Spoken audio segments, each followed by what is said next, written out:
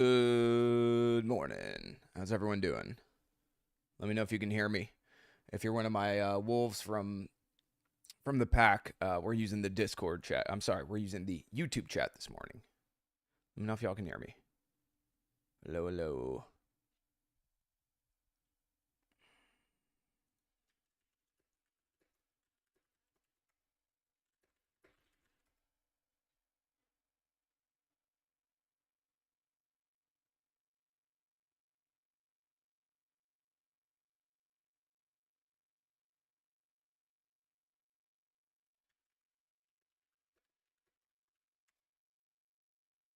Mm-hmm.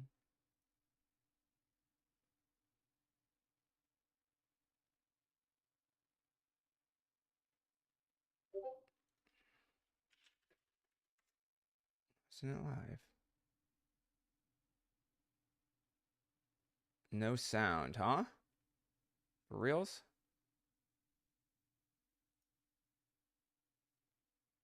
The hell? No sound? Or can you hear me?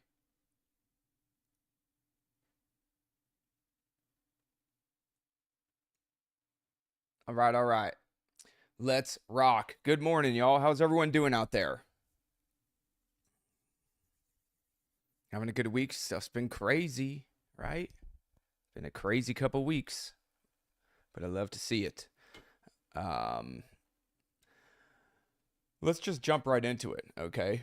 We got about 25 minutes till market open. Well, turn your speakers up, y'all. It seems to be pretty good on my end, at least. I can turn it up slightly.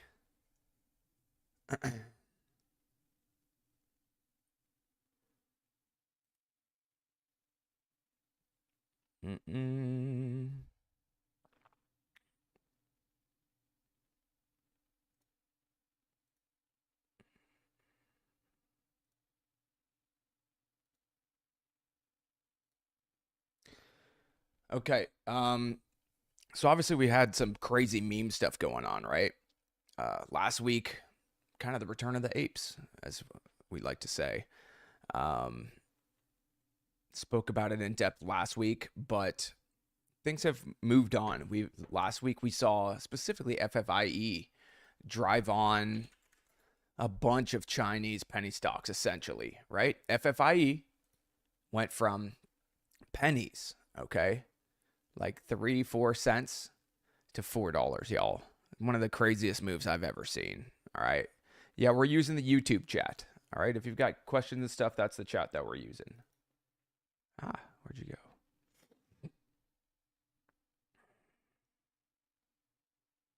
Cool.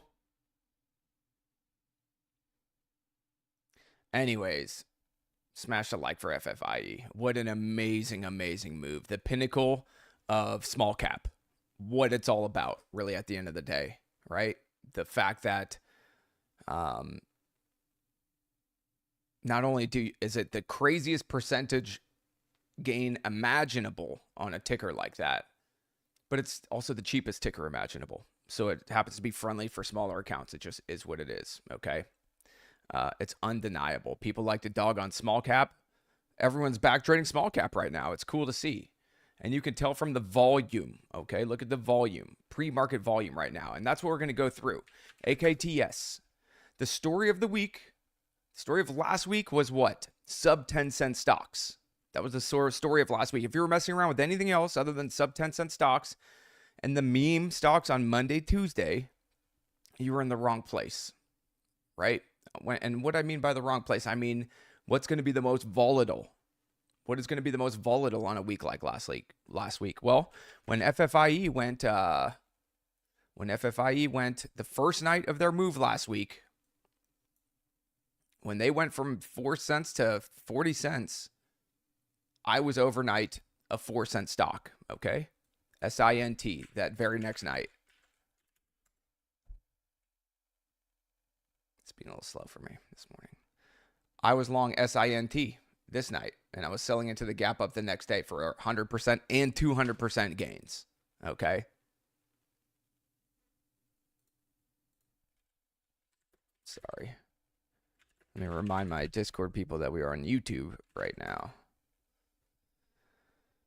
Anyways, I locked in, okay?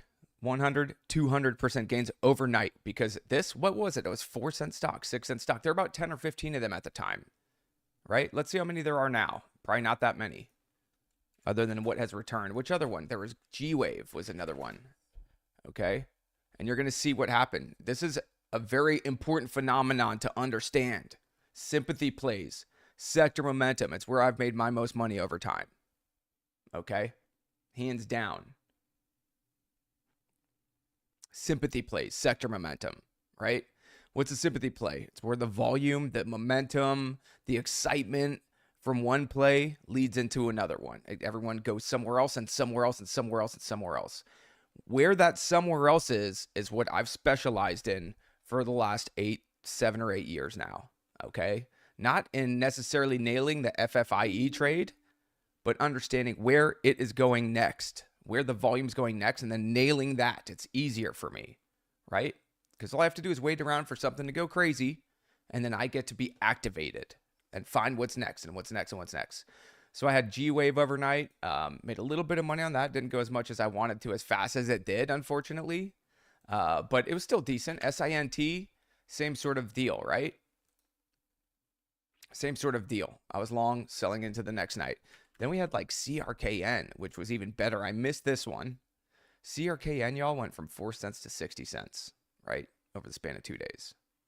So there were quite a few more of these, okay? That was the theme of last week. What happened? We lost all stocks under 10 cents. There was like 10 or 15 of them. They all went away. Does that make sense? And within that frame of time, there were 10 or 15 opportunities to make 100 to 200%, 300%, 1,000, 5, however many thousands of percentages Fifi went. Okay? Does that make sense, everyone? Let me know in chat, please. Yeah, we're using the YouTube chat. How did I choose SINT? Very important lesson. I went straight to my scan. I went straight to my filters. I put a 10-cent cap on it. I removed the dollar volume and I filtered. Watch this. Boom. That's all I fucking did. Very simple. Smash a like. Smash that like if you didn't know that. When it's time to find sympathy plays, this is how I do it. And sometimes there's a whole lot of them. Sometimes there's not. If a stock goes from 10 cents to $10, what am I looking for? A $10 stock to trade, or am I looking for a 10-cent stock to trade? Please let me know in chat. Someone let me know. Who knows?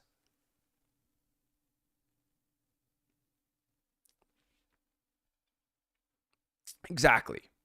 10 cents. I'm looking for a 10-cent stock to trade, not a $10 stock to trade or a $1 stock to trade or a $5 stock to trade. Okay? I'm looking for a 10-cent stock to trade. Right?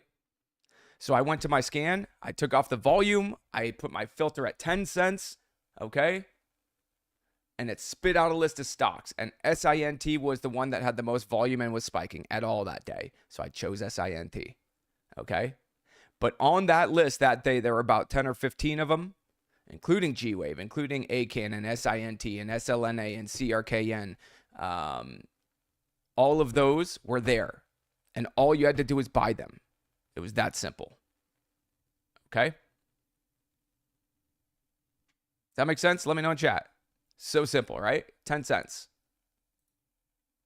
Not $1. That is in its most basic form. There's way more to it. But when it's a 4-cent stock goes to $4, you bet your ass you better looking for 4-cent stocks. And the problem is if it already goes to $4, you're too late. I was looking at them day one when it went from 4 cents to 30, 35 cents, and it was up 300, 500% on the first day.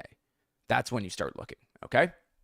What happened after that? These all disappeared. Some of them have now come back, but most of them have disappeared, all right?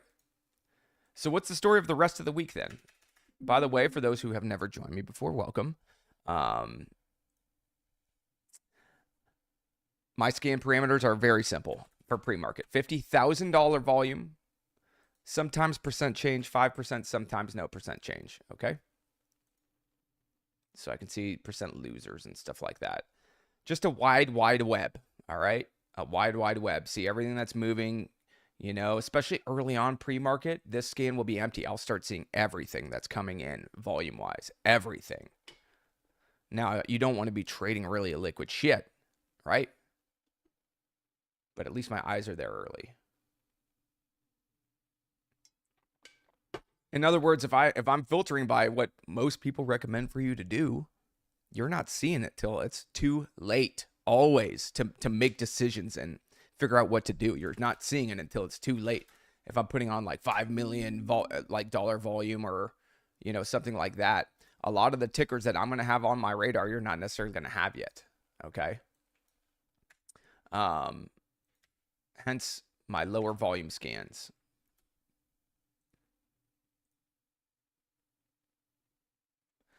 AKTS, let's go through some percent gainers. I'm just kind of taking notes. Some bigger floats on the scan, a couple smaller floats. SYTA here I see. AKTS, when I get to date, first of all, float size, right? This says 93 million. I'm going to cross-reference that with,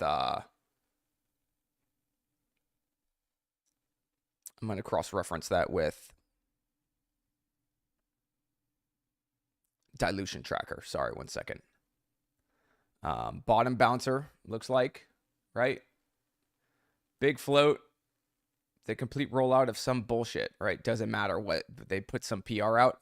And 10, 20, 30-cent stocks have been running this week, right? Because we ran out of 10-cent stocks. So we've seen 40-cent stocks. We've seen 70-cent stocks go to $1.50 recently. So the momentum has just kind of spilled out into penny stocks in general, okay? Look at AKTS this morning. Pre-market, 15 cents to 50 cents. Phenomenal. What will I do with AKTS now that it's up 200-something percent? Probably nothing, y'all. Okay? Probably nothing.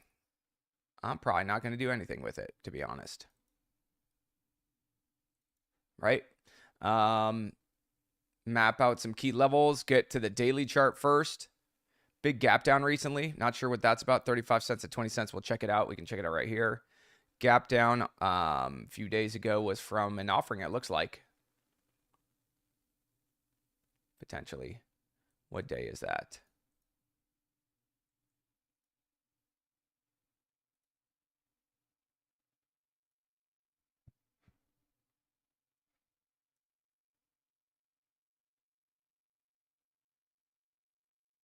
S3.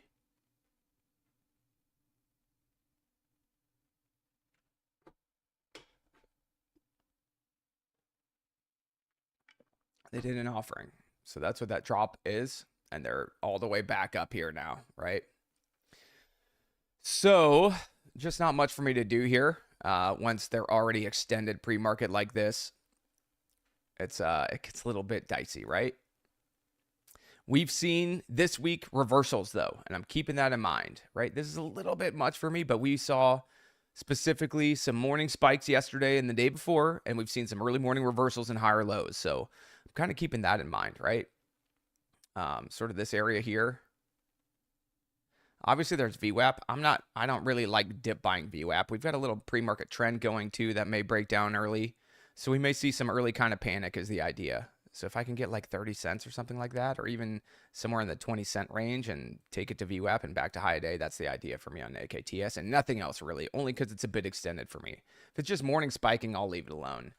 BNED, right? BNED, Barnes & Noble Education, Inc. I've still got a few shares overnight. I wish maybe I had a few more, okay? I had like 14,000 shares. In the 55-cent range, and I sized out yesterday after hours into 1 and 110, and I've sized a little bit out this morning. Okay, and now the rest of my average, because I did add some shares yesterday, is around 60 cents with these last 2,000 shares. So pretty great trade here when all is said and done.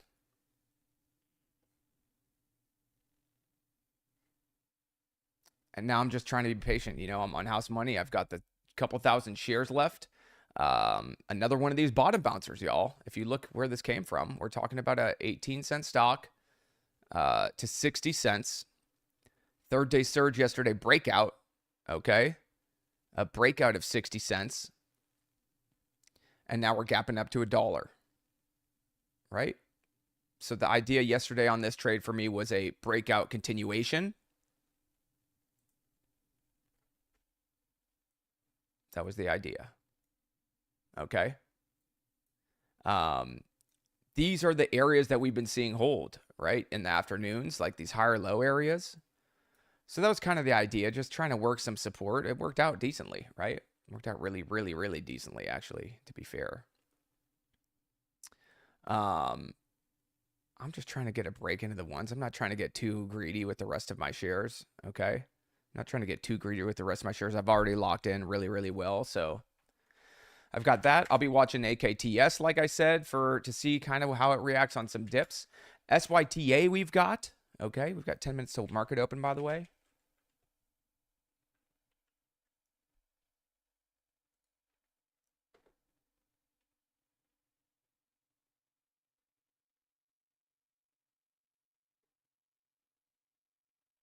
A huge congrats to War Eagle Trader. You know, for those who know him from the chat, he's one of my older students, and he made $2 million last week, y'all.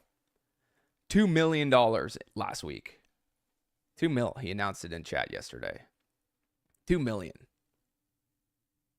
It's asinine what he's doing this year. So huge congrats. Everyone shout out War Eagle Trader in chat. Give him a huge congratulations, because I've not seen anyone I've ever taught, including Jack Kellogg, go on a run like this. Never. I've never seen any trader do what he's doing right now, and I really hope to get his story to y'all one day, because it's a phenomenal, phenomenal story, and it couldn't happen to a better person. So big congrats to, you know, one of my oldest and favorite students and best student at this point, War Eagle Trader, rewriting how things are being done, especially, yeah, it's amazing. It's amazing to see. Okay. Yeah, I trained Jack quite a bit back in the day. He's one of my first students, actually, him and Dom. Okay.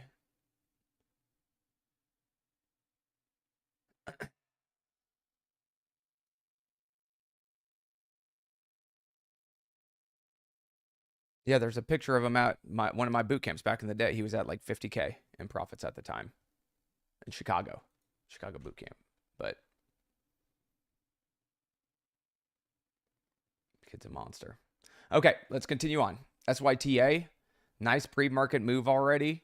Float says sub $1 million, but I'm not sure. Let me check him in DT real fast. Let's do this actually.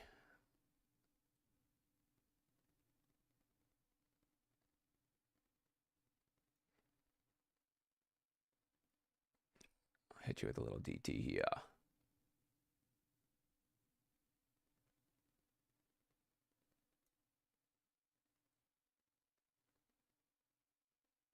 That'll do. SYTA float says 3.65, so not accurate, all right, on SYTA.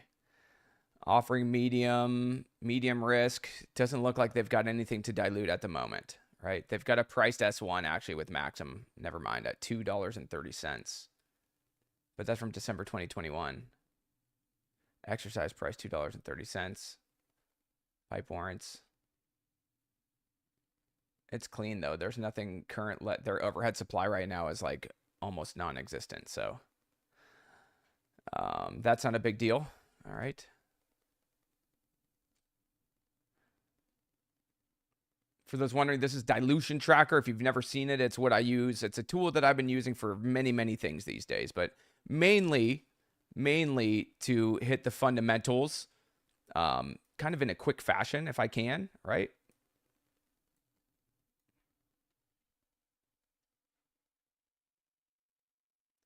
SYTA PR'd, expand some Baja Mar Resort. Not anything specifically great, but again, we're kind of in a manic market when it comes to what everyone's been doing. They split a while ago. 360s, 4s. They're already going to be gapping up to 4 up here. Man, same sort of idea where it's like the pattern that we've been seeing. If you look at when they put their PR out, it's just a little bit extended right now, right? So if it holds, it's going to have to hold and rip and stuff like that. Quite a bit of downside. Here's my 30. And all I'm doing is going through my different time frames in the mornings to try to find key levels that I can use where if I'm a short seller, I'm going to be covering into. That is essentially the levels that I am looking for right? If I'm long, where am I going to get trapped, right? Pre-market highs, essentially, I'm going to be marking out my pre-market highs. And then sort of any other meaningful levels that I can see. But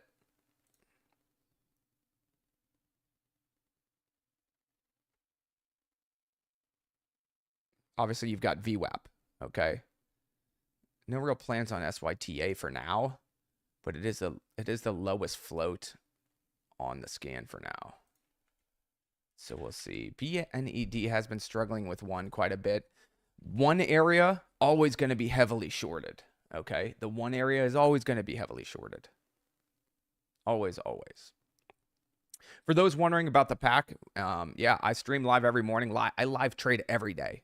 Monday, Tuesday, Wednesday, Thursday, Friday. And the pack, yeah, it's unique. We do this every day. Pre-market prep every day, watch lists, live trading. And you can just use this QR if you want. I think that's what we'll do. If you use that QR code, and you can always go back on the video because I'm going to get rid of it, but use the coupon code CRUSH2024 and get a fat discount. All right, we're going to run that through Memorial Day weekend, through the end of the weekend. So, are the markets open? Are the markets open Monday? Is Monday a holiday?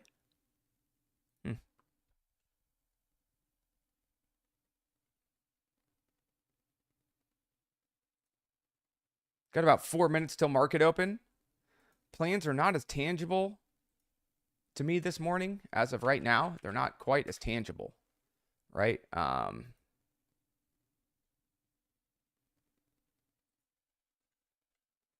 Things are a little bit more spread out. The themes are a little bit more spread out. Like BNED is obviously a continuation of a breakout. Maybe it buck holds, but you know, it's not like I have a lot of edge trading this shit up here, right?